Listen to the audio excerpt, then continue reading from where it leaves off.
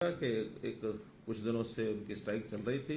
हालांकि समय उचित नहीं था, दीपावली का समय। हमारी उनसे बातचीत हुई, ये समय आपने अच्छा नहीं छांटा। फिर भी अब जिसकी आवश्यकता होती है अपने हिसाब से करता है। कुछ मांगे उनकी थी, हमारे मंत्री महोदय, हमारे डिपार्टमेंट सबने मिल करके और उसे को ठीक कर दिया है। एक जो थोड़ा सा असुखद सा समय चल रहा था वो ठीक हो गया। इन 2-3 दिनों में सारा सफाई का जो पूरा अभियान है वो पूरा चला देंगे।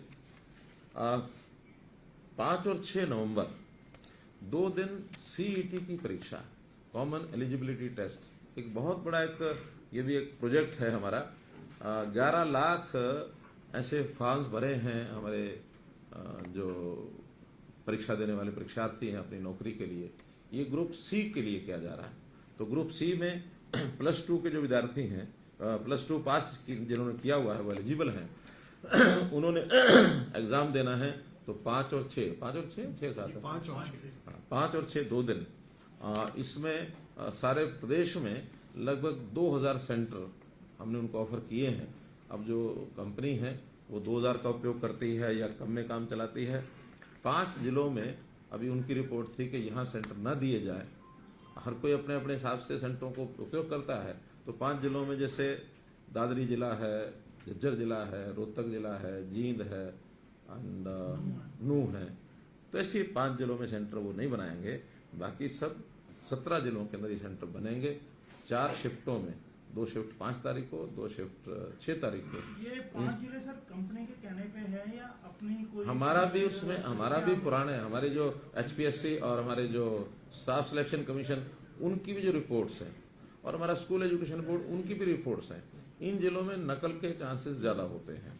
एक ही मात्र कारण है और कोई कारण नहीं है। हमने हालांकि कहा कि उसमें से जो अच्छे सेंटर्स हैं जो नकल नहीं होती है उनको लगाया जा सकता है। लेकिन इस बार तो अभी पूरा जिला छोड़ा है। अगली बार में हम ऐसे कुछ स्कूलों को छांटेंगे जहां इस प्रकार की प्रवृत्ति नकल की नहीं है। अब क्या होता है कि इतने सारे सेंटर्स पर जब ये काम किया जाता तो कई बार पुलिस के नाते से हम पुलिस लगाते जरूर हैं, लेकिन अनटुवर्ड कोई इंसिडेंट हो अच्छा नहीं है। Let us play safely. तो उस नाते से हमको उन जिलों में भी ना करके, बाकी हमारे पास हैं सारे सेंटर्स हैं।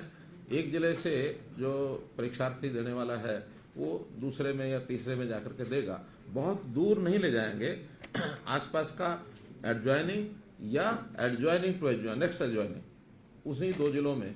इसके लिए ट्रांसपोर्ट की व्यवस्था उनका सारा उन्होंने अपना सिस्टम बना लिया हमारे परिवहन विभाग ने कि सबको ट्रांसपोर्टेशन पर उनका प्रवेश कार्ड दिखा करके जाने की अनुमति होगी। और डिस्ट्रिक्ट टू डिस्ट्रिक्ट रोडवेज की बसें चलेंगी। डीसीज को हमने कह दिया लोकल ट्रांसपोर्ट, चाहे वो स्कूल की बसें भी क्यों ना हो, तो जो नोडल सर्विस है वहां की, क्या उसको बोलते हैं नोडल सर्विस, शटल सर्विस, ये जो सेंटर्स हैं भिन्न भिन्न, तो वहां का डिस्ट्रिक्ट हेडक्वार्टर का जो डिपो है वहां से जहां सेंटर है वहां तक भी बसें वो चले 2 दिन। बल्कि मेरी तो अपील जनता को ये रहेगी कि इस 2 दिनों में 5 और 6 तारीख को ट्रेवलिंग बसों के द्वारा कम से कम करें। इन विद्यार्थियों को, इन परीक्षार्थियों को परेशानी नहीं होनी चाहिए। हर कोई समय पर परीक्षा देने पहुंच जाए। तो ये शिकायत नहीं आनी चाहिए कि कोई अपनी परीक्षा केंद्र पर नहीं पहुंच सका है। नहीं, एडमिट कार्ड दिखाएंगे, कोई किराया नहीं दे रहा, ना आगे शटल सर्विस में देना ना यहाँ देना। और कंपनी ने यह कहा कि उसका रिजल्ट वो 1-1.5 महीने के अंदर अंदर वो दे देंगे। अर्थात अपेक्षा है कि 15 दिसंबर तक वो इसका रिजल्ट दे दें। और 15 दिसंबर के बाद फिर जो पोस्ट वाइज इनमें से किस पोस्ट पर किसको अपना अप्लाई करना है वो एडवर्टाइजमेंट निकलेगी। उसके हिसाब से जो पास कैंडिडेट हैं उन पास कैंडिडेट को उनको एक मौका दिया जाएगा। 4 टाइम्स नंबर ऑफ पोस्ट के हिसाब से हर एक डिपार्टमेंट के लिए, हर एक पोस्ट के लिए उनको एक एग्जाम देने के लिए और बुलाया जाएगा। तो उस एग्जाम में उन लोगों के पास करने के बाद फिर उनकी सिलेक्शन फाइनल हो जाएगी, नो इंटरव्यू। इसके बाद ग्रुप डी का भी ये सारी प्रोसेस होने के बाद लगभग 6 महीने इस प्रोसेस में लग जाएंगे। फिर ग्रुप डी का एक और एग्जाम इसी प्रकार से लिया जाएगा। उसमें कोई दूसरा एग्जाम नहीं होगा, केवल मेरिट के आधार पर जो प्रायोरिटी उन्होंने डिपार्टमेंट की दी हुई होगी उस डिपार्टमेंट की प्रायोरिटी के हिसाब से जो ऊपर के जो मेरिट के टॉप के जो लोग हैं as per number of seats उनको सिलेक्शन कार्ड दे दिया जाएगा। इस प्रकार का ये कार्यक्रम इस मास के लोगों को अगले जो नंबर ऑफ सीट्स होंगी उन सीट्स के हिसाब से उनसे फिर वो एक ऑप्शन ली जाएंगी और उस ऑप्शन में जो आएंगे जितनी सीटें हैं 4 टाइम्स का उसमें एग्जाम लिया जाएगा। ये तो हमारा ग्रुप सी का हो, ग्रुप डी का हम अगले साल लेंगे। 6 महीने बाद। हमने ये भी कहा था कि ग्रुप सी का सीईटी भी हर साल होगा। हाँ, हर साल होगा, ये भी हर साल होगा, वो भी हर साल होगा, लेकिन 2 बार होगा। अब इसमें इस बार पहले ग्रुप सी का कर रहे हैं, बाद में डी का करेंगे। दोनों एग्जाम लेने के बाद अगली बार फिर तय भी कर सकते हैं कि इसको पलट भी सकते हैं, पहले ग्रुप डी का ले लेंगे फिर सी का ले लेंगे। लेकिन अब सी वालों में जो +2 होते हैं वो सभी भरते हैं और डी वाले सी वाले में तो दोनों भर सकते हैं, दोनों +2 के भर सकते हैं। डी में दोनों भर सकते हैं, डी में तो 10वीं पास भी होगा और +2 भी होगा और उससे ऊपर के भी सब लोग होंगे। तो बहुत से लोग कॉमन भी हैं जिन्होंने सी भी भरा है, डी भी भरा है। तो आज जो सी वाले हैं वो तो सब जाएंगे, बाद में जो डी वाले हैं उन्हीं का एग्जाम उसमें भी लिया जाएगा। सर ग्रुप सी में इंटरव्यू होगा? नहीं, इंटरव्यू नहीं होगा, न सी में होगा न डी में होगा। थोड़ा सा क्लैरिफाई कर दो, ग्रुप सी में जो अब पेपर पास करेगा, जब ग्रुप डी की भर्ती होगी तो ग्रुप डी का सीईटी जो होगा वो उसको बैठना पड़ेगा ना?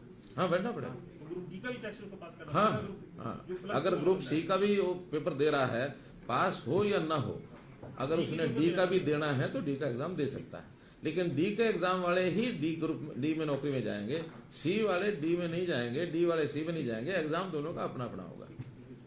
वो 3 वर्ष तक इसी फीस में जितने एग्जाम देने सारे दे सकता है। किसी ने इंप्रूव भी करना है, मानो इस बार नहीं वो पास हो सका या उसके अंक कम रह गए, 4 टाइम्स में भी उसकी बारी अगले एग्जाम उसके लिए पोस्ट के लिए नहीं आई, if he wants to improve it, वो इम्प्रूव कर सकता है। 3 साल के बाद अगर फिर कोई देना चाहेगा तो उसको दोबारा से अपना फॉर्म भर के फीस देनी पड़ेगी के वो चाहे हर 6 महीने बैठता रहे। सर इसमें रिजर्वेशन रहेगी जो हाँ, इसमें स्टेट की नहीं है, लेकिन बाकी रिजर्वेशन जितनी भी हैं वो सब होंगी। SC की है, BC की है, या वो जो हमारे स्पोर्ट्स कोटा है सबकी मेरिट अलग वो अलग अलग होगी। हाँ। सर एक एनवायरनमेंट से रिलेटेड आपका और रह गया इसको कुछ हमारे जो बताना? मैं तो अब इसके बाद इतना ही बताना चाह रहा हूँ कि